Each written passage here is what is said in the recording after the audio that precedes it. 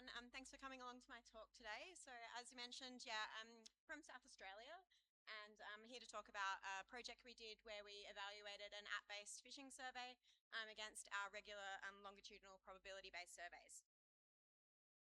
So for background, my sort of day job is doing more stock assessment research. And so we have a bit of problem in South Australia, as we do in a lot of jurisdictions, in that recreational fishing data, there's a lot of data there. Commercial data, we get our logbooks, but if you don't have a mandatory reporting system or some kind of program where you're collecting data, often you're doing these probability-based surveys, which happen periodically. So in our case, about every 5 years. And this creates big gaps in the time series when we're looking at stock assessment and we're trying to interpret fishing mortality and look at trends and impacts. And obviously those gaps in knowledge, they create real challenges around fishery management and uncertainty. So there's a whole suite of tools, obviously, that can fill the recreational fishing data gap. In South Australia, as I mentioned, we do probability-based surveys. So there are phone diary surveys, which are longitudinal, which run over a 1-year period. They are considered the gold standard. Obviously, there's a lot of challenges around response rates, but at the moment, they're the best thing that we have. They're statistically defensible, but they're infrequent and it's slow to get results, and they're really expensive because we don't actually have a license frame or a registration system in South Australia. So we're having to do our survey basically out of the equivalent of the phone book and try and find fishes in the population. So apps are something that are becoming more of an emerging method. They're fast and scalable. You can get your near real-time data, and they're really great tools for user engagement.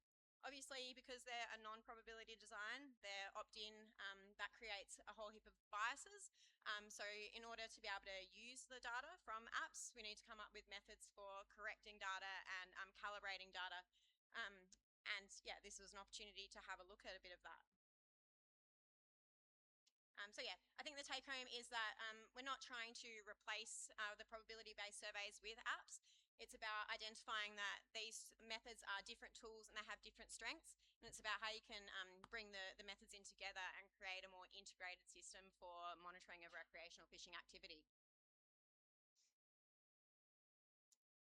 So just recapping on some of the biases around non-probability data generally, but also just specific to apps. Obviously, in your population of fishes, you're going to get a segment of that population that chooses to download an app. It's not going to be random. It's going to be biased towards, people that are more interested in either providing data or looking for data, potentially more avid fishers. And then within that group, you get the active reporters, those ones that they might only report once or they might keep coming back, and that has its own biases built in. And then you get the trips that they log. So they might log all the time or they might only log once and you don't see them again. So the point is that at each stage in this sort of little funnel diagram, you can see there's selection and attrition at each step. So it introduces those biases, which are pretty well known in the non-probability data. So self-selection, not being random, and getting those segments of the community which are over or underrepresented, and reporting bias, so incomplete reporting. In particular, people don't tend to report their trips when they catch nothing. They tend to report their best trips. They tend to report things they think are important. And the things that fishers think are important aren't necessarily the things that scientists think are important in terms of how they need to interpret that data. So that got to where we were at. We wanted to do empirical tests to see whether we could look at some of the types of biases. So we have a SA fishing app in South Australia, and what it's designed for is basically getting the rules and regulations. So if you want to go fishing, finding out where you can and can't go. What I'm playing there is the survey that we built into the app. So we just designed it on the Qualtrics platform. And so it was basically, we built a new section in the app where you click to go to the survey and you actually went to your browser, but it just felt like you were still living within the app. It's kind of a thing you can do in there. And the idea was that we encourage people to send in their fishing data anytime they went fishing. And it was great because we didn't have time to build an app from scratch to align with when our next survey started, but we already had a bunch of people that had downloaded this app and were using it.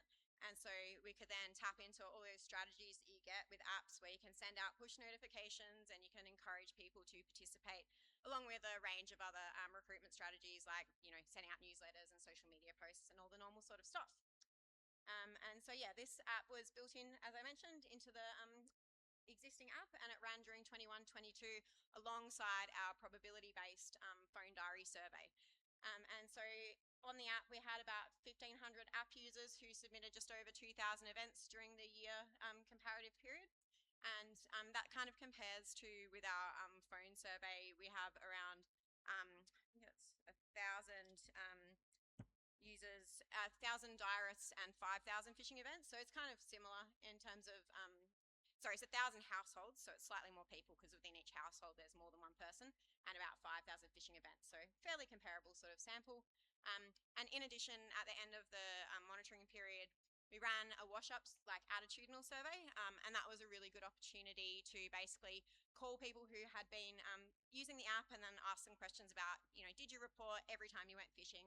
What were the barriers to reporting, to really start to try and untangle some of the biases and the data quality issues that we needed to correct for. So I'll get into some of the results. It's just going to be a bit of a high-level snapshot today, but in terms of who reported, so avidity is a common thing that we ask. So when we recruit people to surveys, we say, how often did you go fishing in the last 12 months? So it's their perception of their avidity. And for app users, we found that avid fishers, those who fish 20 or more days in a year, were overrepresented compared to our probability-based benchmark from our statewide survey. So 42% of app users were really avid compared to only 8% what you get from like the general population. So this was a common bias, it wasn't unexpected.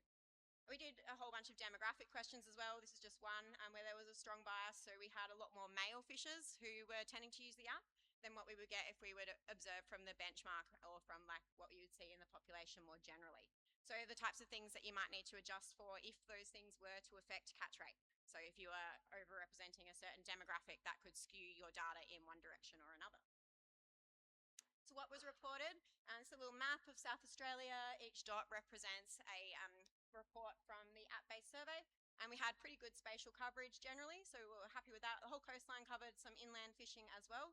And we had a bit of a look to see what the temporal coverage was like, and we compared it to the statewide survey. And generally you can see just at a high level, it's following a pretty similar trend to what we saw in the statewide survey. Probably the thing that stands out with this figure is I've split it into those users who submitted as a new user or those that kept coming back that were repeat users. And one of the main things we found was that about 80% of our users actually only logged a single trip. So when you think about an app compared to like a phone survey, we're not looking at like a stable panel that we follow through the whole way. What we're looking at is dynamic recruitment. We're looking at people coming in and then being replaced by new people. This is probably partly an artifact of this being a new study, and so if it was going on for longer, you would expect you would obviously have more people that would come back in. But in this instance, we really are looking at quite a dynamic model of people shifting in and out, which you obviously need to account for because it's not the same as in a probability survey where you're getting their entire fishing history for a year. So in terms of quality, I mentioned we did the wash-up survey where we asked some questions about that. So we asked people, how long did it take you to submit your activity? So when you went fishing, did you do it a day after, a week after? Generally, it was pretty good. Most people, it was in a day or within a week between when they went fishing and when they reported their activity. So it's kind of highlighting that benefit of having more real-time data rather than for the phone survey, we would phone them up probably once a month. So there would be quite a lag in terms of when they would go fishing and then when they would report. So a bit of recall bias potential. And we also asked them about, so did you report every trip? So we obviously knew that there was an issue there where not everyone was reporting everything. And we found out that 87% of people said they did not report every trip. So only a small cohort were really thorough and going on every time they went fishing. Something that was also quite expected was that most people didn't report everything that they caught. So I think it was around 60% of participants said that they reported all species, but there was a lot of people who said they only reported what they kept or they only reported what they targeted. So that was more about what they thought was important for us to know. So, if they caught a bycatch species or something they weren't targeting, they didn't think it was important, so they didn't report it. And I should also mention, we asked them about like the reasons for why they didn't report every trip. And most of the things that people said were around they forgot, they didn't have enough time.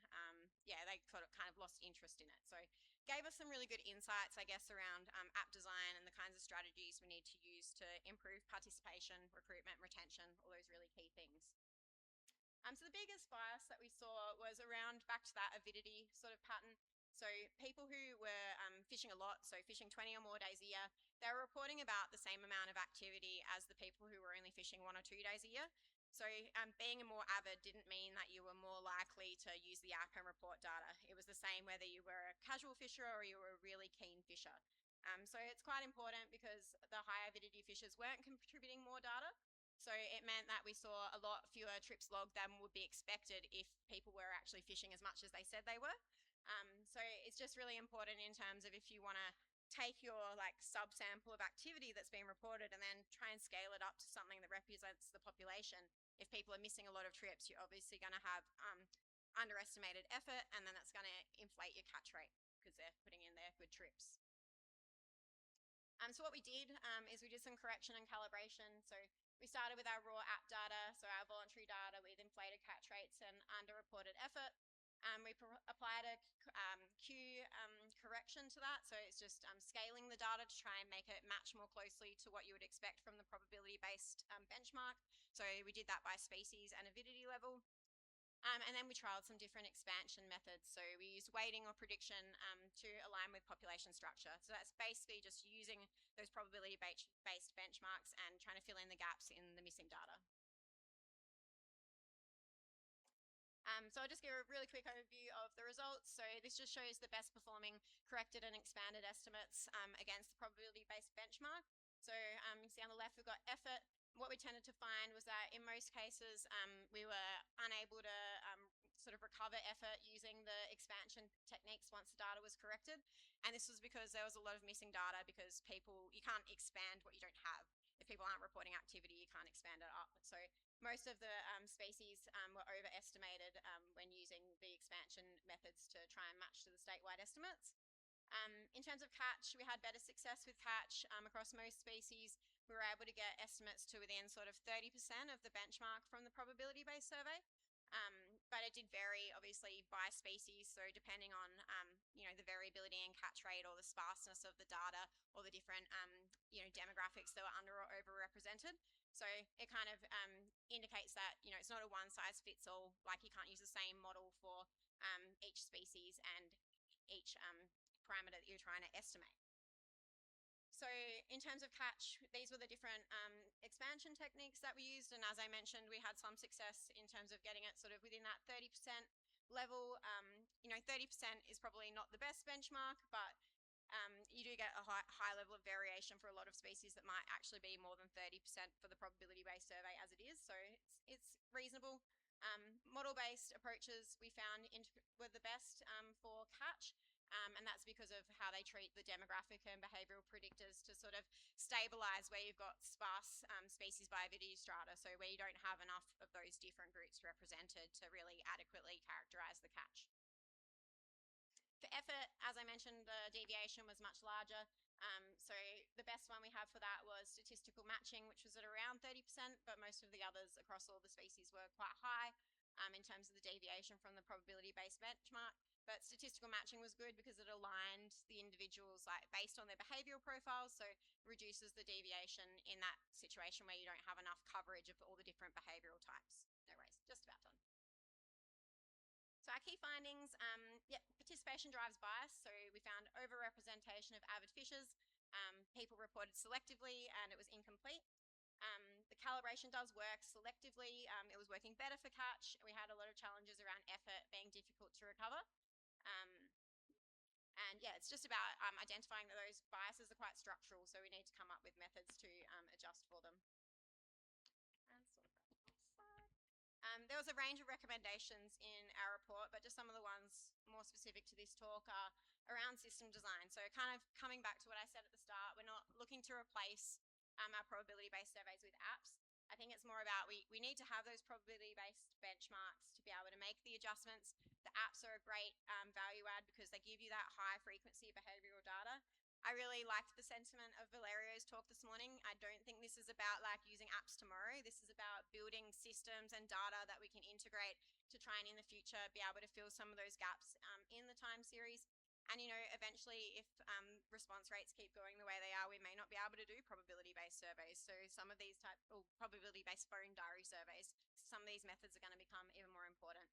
Obviously, participation isn't very stable at the moment because this was a pretty new study. So I think investment in recruitment and retention is really important.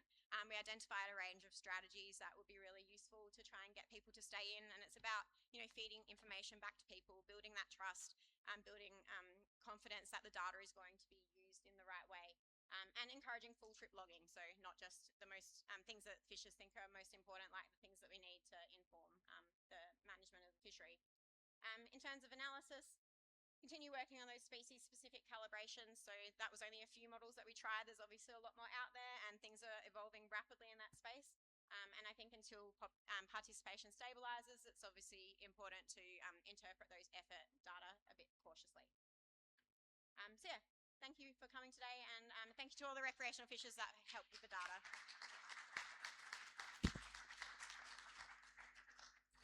Thanks, Crystal. Unfortunately, we don't have any time for questions. So catch Crystal after